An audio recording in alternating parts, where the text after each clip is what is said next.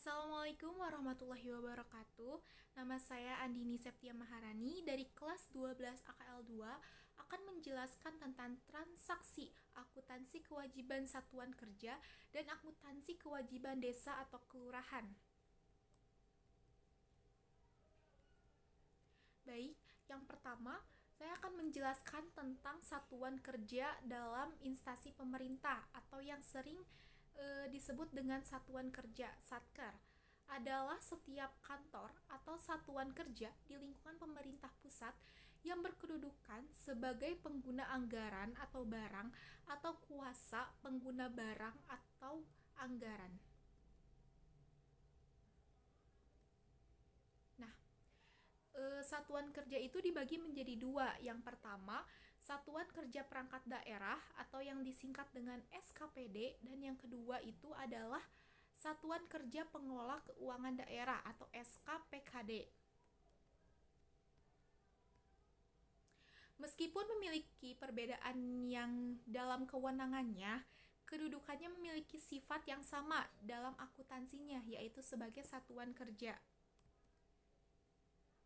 Nah, apa aja sih kegiatan Satker itu atau satuan kerja itu? Yang pertama itu adalah pencatatan atas pendapatan. Yang kedua, pencatatan belanja. Yang ketiga, pencatatan aset. Dan yang keempat adalah pencatatan selain kas.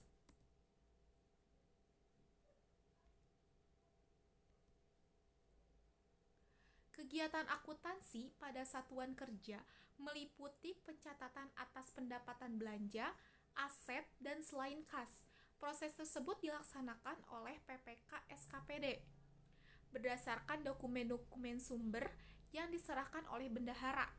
PPK SKPD melakukan pencatatan transaksi pendapatan pada jurnal khusus pendapatan, transaksi belanja pada jurnal khusus belanja, serta transaksi aset dan selain kas pada jurnal umum secara berkala. PPK SKPD melakukan posting pada buku besar, lalu secara periodik menyusun neraca saldo sebagai dasar pembuatan laporan keuangan yang terdiri atas laporan realisasi anggaran, neraca, dan catatan atas laporan keuangan. Nah, ada pihak-pihak yang terkait. Yang pertama itu adalah pejabat penatausahaan keuangan atau yang disingkat dengan PPK SKPD. Dalam kegiatan ini, PPK SKPD memiliki tugas. Yang pertama itu adalah mencatat transaksi-transaksi pendapatan, belanja, aset, dan selain kas berdasarkan bukti-bukti yang terkait. Yang kedua itu memposting jurnal-jurnal pendapatan, belanja, aset, dan selain kas ke dalam buku besarnya masing-masing. Yang ketiga, membuat laporan keuangan yang terdiri dari yang pertama itu adalah laporan realisasi anggaran, yang kedua neraca, dan yang ketiga adalah catatan atas laporan keuangan. Terus pihak yang terkait yang kedua itu adalah bendahara di SKPD. Dalam kegiatan ini, bendahara di SKPD memiliki tugas yang pertama, menyiapkan dokumen-dokumen atas transaksi yang terkait dengan proses pelaksanaan akuntansi SKPD. Nah, ada prosedur dalam akuntansi pendapatan. Yang pertama itu, pada Peraturan Pemerintah Nomor 24 Tahun 2005 tentang Standar Akuntansi Pemerintah memberikan deskripsi yang cukup jelas mengenai pendapatan. Dalam peraturan pemerintah ini disebutkan bahwa pendapatan adalah semua penerimaan rekening kas umum negara atau daerah yang menambah ekuitas dana lancar dalam periode tahun anggaran yang bersangkutan yang menjadi hak pemerintah dan tidak perlu dibayar kembali oleh pemerintah. Peraturan Menteri Dalam Negeri Nomor 13 Tahun 2006, Peraturan Menteri Dalam Negeri Nomor 59 Tahun 2007 disebutkan bahwa pendapatan daerah adalah hak pemerintah daerah yang diakui sebagai penambah nilai kekayaan bersih. Komisi, rabat, potongan atau pendapatan lain dengan nama dalam bentuk apapun yang dapat dinilai dengan uang, baik secara langsung sebagai akibat dari penjualan, tukar-menukar, hibah, asuransi, dan atau pengadaan barang dan jasa termasuk pendapatan bunga, jasa giro atau pendapatan lain sebagai akibat penyimpangan dana anggaran pada bank serta pendapatan dari hasil pemanfaatan barang daerah atas kegiatan lainnya merupakan pendapatan daerah. Pendapatan daerah dirinci menurut organisasi, kelompok, jenis, objek, dan rincian objek pendapatan.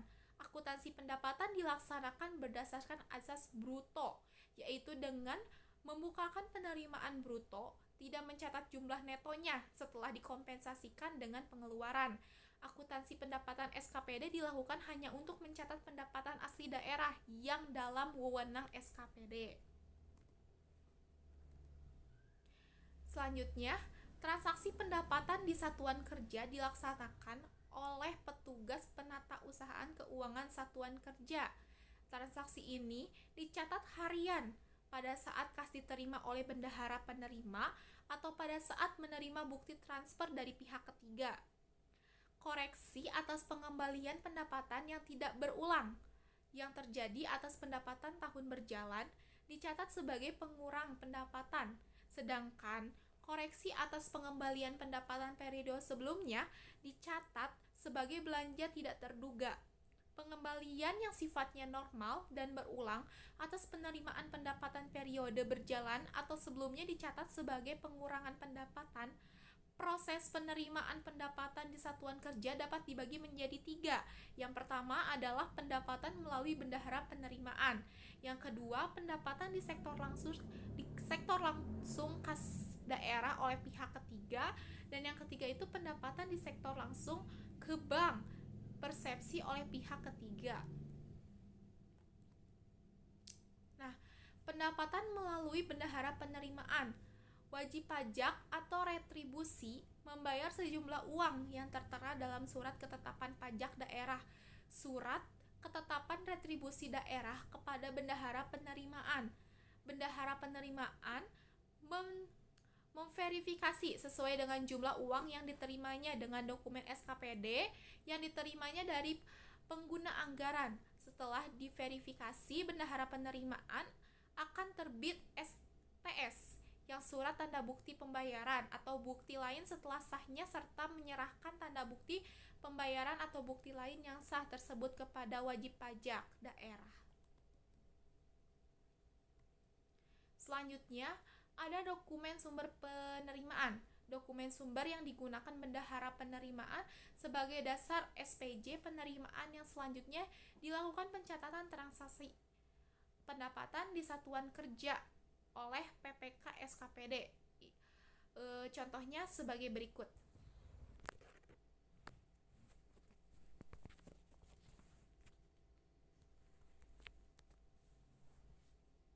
Nah, transaksi penerimaan PAD. Terus ada dokumen sumbernya. Yang pertama surat ketetapan pajak, surat ketetapan retribusi, surat tanda setoran, bukti pembayaran lain yang sah. Jurnal standar untuk mencatat penerimaan kas berupa pendapatan daerah melalui bendahara penerimaan. Yang pertama itu adalah jurnal penerimaan kas di kas bendahara penerimaan. Di debitnya itu ada kas di bendahara penerimaan dan di kreditnya itu ada pendapatan yang ditangguhkan. Penyetoran penerimaan daerah yang ada di kas bendahara penerimaan ke kas daerah dilakukan dengan menggunakan surat tanda setoran atau STS.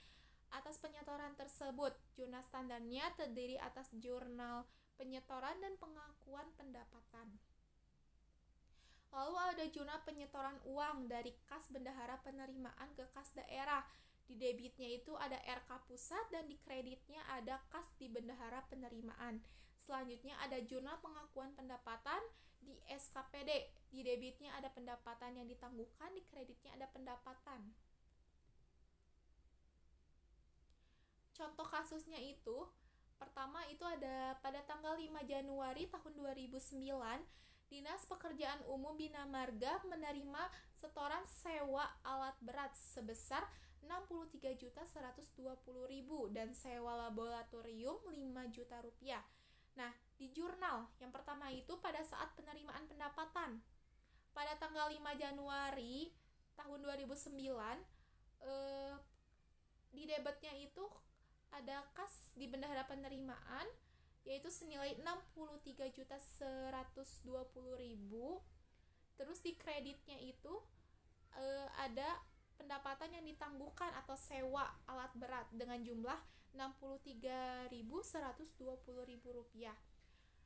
Terus pada saat 8 Januari 2009 di debitnya itu kas di bendahara penerimaan, terus kreditnya ada pendapatan yang ditangguhkan sama dengan nilai Rp5 juta. Yang kedua itu menjurnal pada saat penyetoran ke kas daerah. Di debitnya RK pusat dengan nilai Rp63.120.000. Di kreditnya ada kas di bendahara penerimaan dengan jumlah Rp63.120.000. Selanjutnya pada 8 Januari 2009 di debitnya Rp5 juta RK atau pusat, terus di kreditnya kas di bendahara penerimaan senilai 5 juta. Pada saat pengakuan pendapatan di jurnal juga pada tanggal 9 Januari di debitnya itu ada pendapatan yang ditangguhkan Rp63.120.000. Kemudian di kreditnya pendapatan sewa alat berat sejumlah Rp63.120.000. Sama tanggal 8 Januarinya di debitnya ada pendapatan yang ditangguhkan sebesar Rp5 juta, dan di kreditnya ada pendapatan sewa laboratorium sebesar Rp5 juta.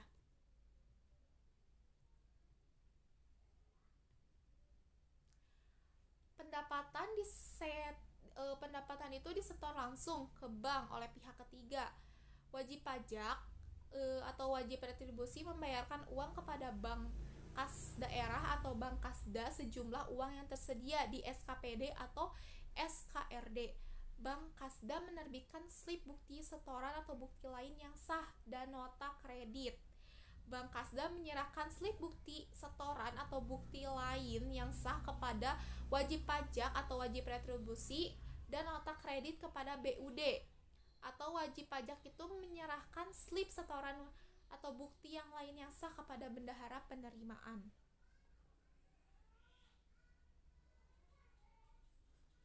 Nah, kemudian ada dokumen sumber penerimaan. Dokumen sumber yang digunakan bendahara penerimaan sebagai dasar SPJ penerimaan yang selanjutnya dilakukan pencatatan transaksi pendapatan di satuan kerja oleh PPK SKPD. Ini contohnya seperti ini. Terus ada transaksi. Nah, pada transaksinya itu ada penerimaan PAD. Terus dokumen sumbernya itu yang pertama ada surat ketetapan pajak daerah, surat ketetapan retribusi, terus ada slip setoran pembayaran dan bukti pembayaran penerimaan lainnya. Nah, selanjutnya kita masuk ke dalam akuntansi kewajiban desa atau kelurahan. Sebelumnya kita akan membahas dulu apa itu desa dan apa itu kelurahan. Nah, pengertian desa itu sendiri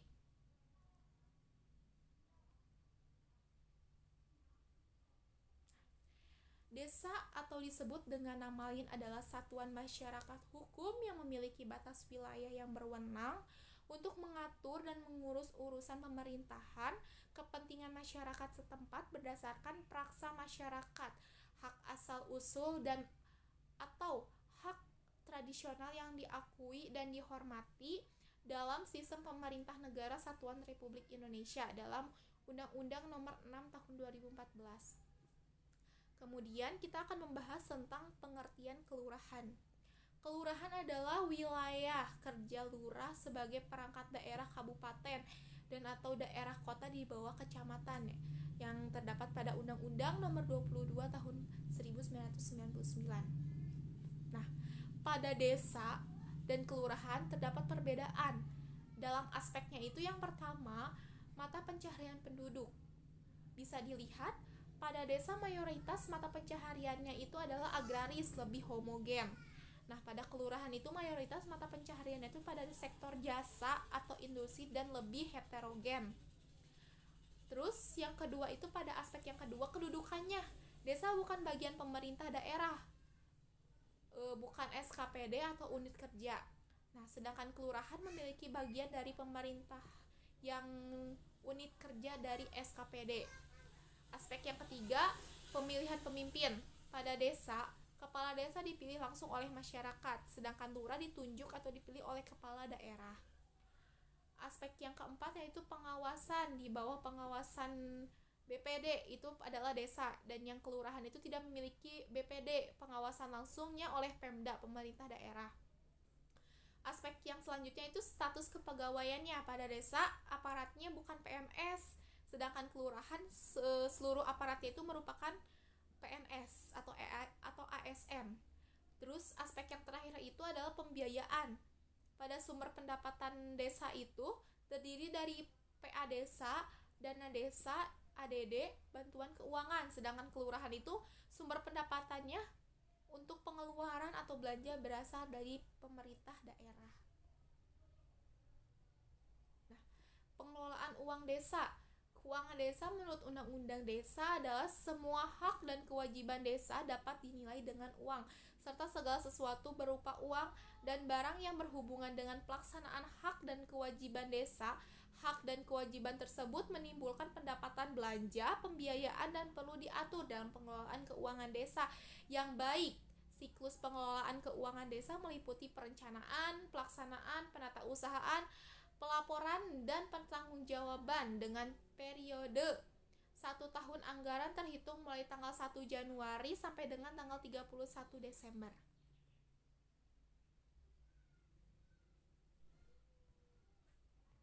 Selanjutnya adalah keuangan desa yang dikelola berdasarkan praktik-praktik pemerintahan yang baik. Asas-asas pengelolaan keuangan desa bagaimana terutang dalam Permendagri nomor 113 tahun 2014 adalah sebagai berikut.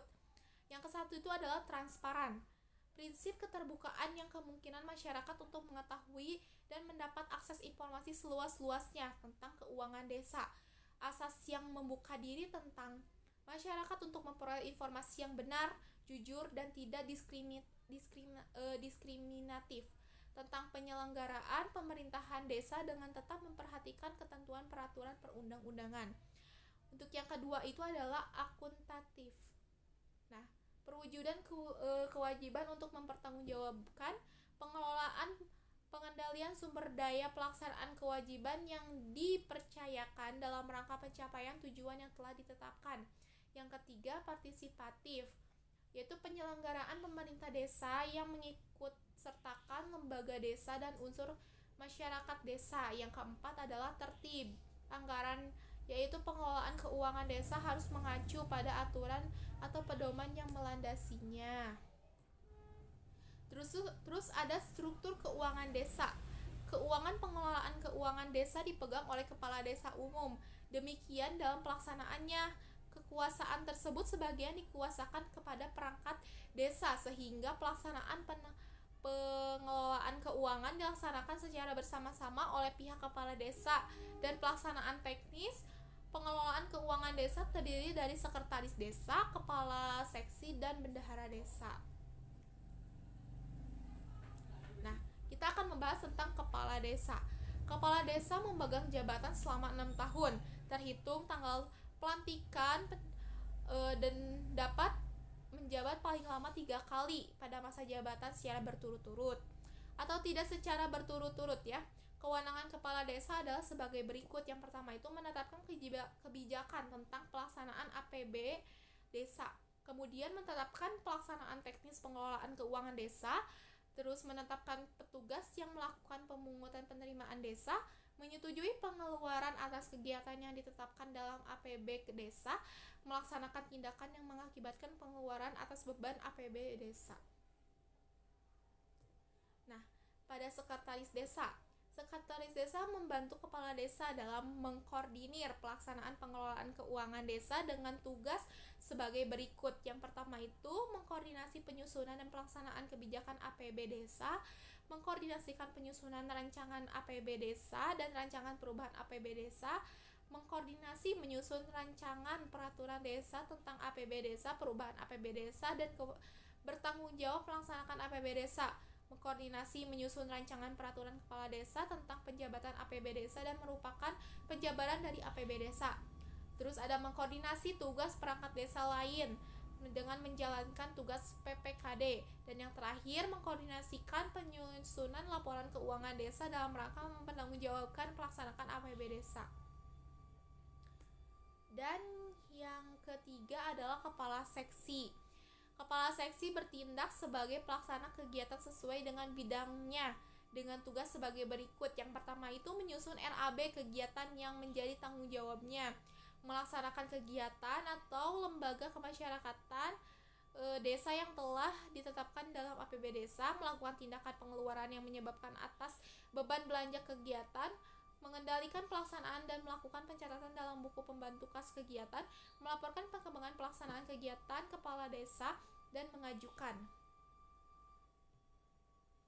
Nah, bendahara desa. Bendahara desa dijabat oleh kepala urusan keuangan yang memiliki tugas untuk membantu sekretaris desa meliputi penerimaan pendapatan desa dan pengeluaran atau pembiayaan dalam rangka pelaksanaan APB desa. Selain itu, bendahara desa juga bertanggung jawab dalam penatausahaan keuangan yang dilakukan dengan menggunakan buku kas umum, buku kas pembantu, dan buku kas penatausahaan yang meliputi penerimaan, pemungutan dan menyetorkan, melakukan pencatatan setiap penerimaan, dan memperhitungkan kewajiban uang melalui pertanggungjawabannya. Ada perencanaan desa, yaitu pembangunan desa merupakan suatu proses pengalokasian segala sumber daya desa yang melibatkan badan permusyawaratan desa dan unsur-unsur masyarakat dalam rangka mencapai tujuan pembangunan desa. Sumber daya yang dialokasikan kegiatan beberapa bidang, yaitu menyelenggarakan pemerintahan desa, melaksanakan pembangunan desa, memindahkan ke masyarakat, dan memberdayakan masyarakat desa. Perencanaan pembangunan desa disusun secara berjangka dalam musyawarah yang meliputi rencana pembangunan jangka menengah atau RPJM untuk jangka waktu 6 tahun dan rencana pembangunan tahunan desa yang disebut dengan RKP desa atau rencana kerja pemerintah desa. Nah, ini ada penganggaran keuangan desa. Mungkin sekian yang dapat saya sampaikan. Kurang lebihnya saya mohon maaf. Wabillahi taufiq wal hidayah. Wassalamualaikum warahmatullahi wabarakatuh.